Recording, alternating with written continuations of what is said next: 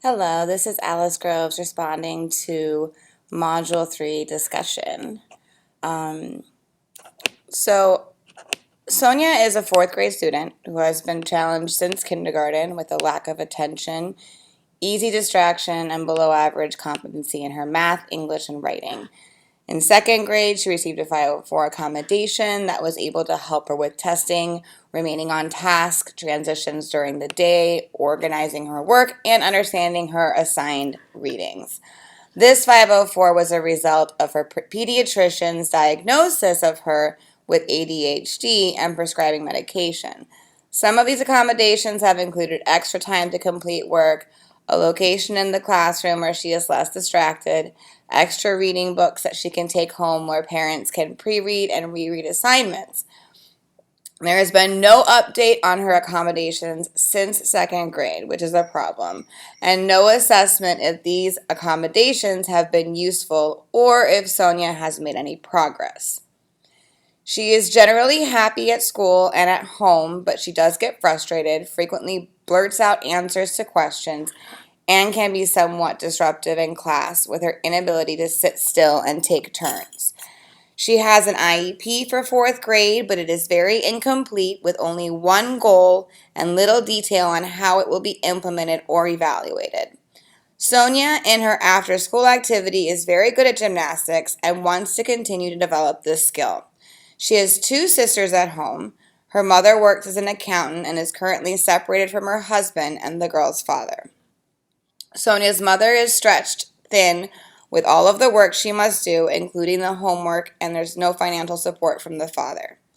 However, the mother is very concerned about her children, their school performance, and wants to help them as much as she can. She has not received any information or help in how she can approach this with Sonia at home.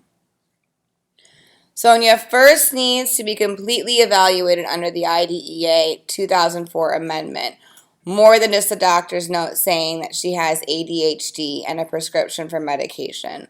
Multiple tools should be used for the evaluation and not just the Vanderbilt ADHD diagnostic tool. Her language skills need to be evaluated in both her native language and in English. What language do they speak at home? Her parents must be included in the evaluation process with their input to the functioning level at home, in and outside of activities. So can you give her 3 and 4 step directions? Will she be able to follow them? All of this data needs to be collected, and then that will determine if she qualifies for the disability and a creation of an IEP.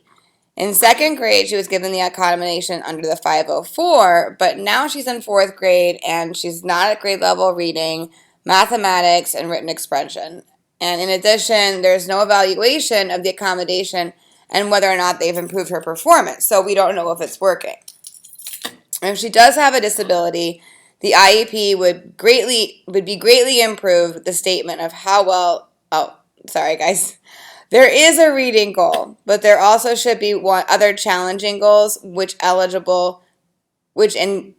enable her to make progress, including for mathematics, writing, and her ability to follow directions and organize her work.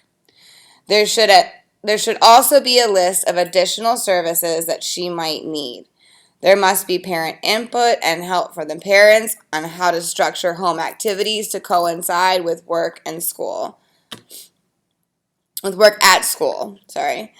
Based on the definition of her disability, there may be other social emotional interventions necessary to improve her well-being.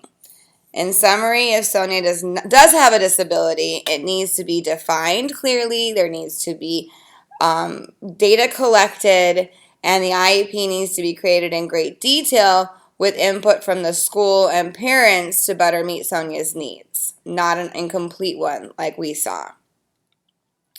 Lastly, as an ESOL teacher, I think it is important that Sonia have a complete IEP because from the viewpoint of an ESOL teacher, then I can give her the appropriate accommodations and adapt my teaching to best suit her needs. If I can, I would like to be a part of the evaluation process, bringing with me detailed documentation of her strengths and abilities as well as the areas in which she struggles and the strategies we have used whether or not they're successful. I would also bring student work samples over whatever extended period of time available to me, even if I can find them from previous teachers, and a parent communication log. So how often have we communicated with parents at the school based on these needs and strategies and so on and so forth. For me to best serve Sonia, I need to have a comprehensive amount of observational material and somewhat detailed knowledge of her family and their collective expectations and needs. So this really needs to be a group effort and needs to have a lot of detail. Thank you very much.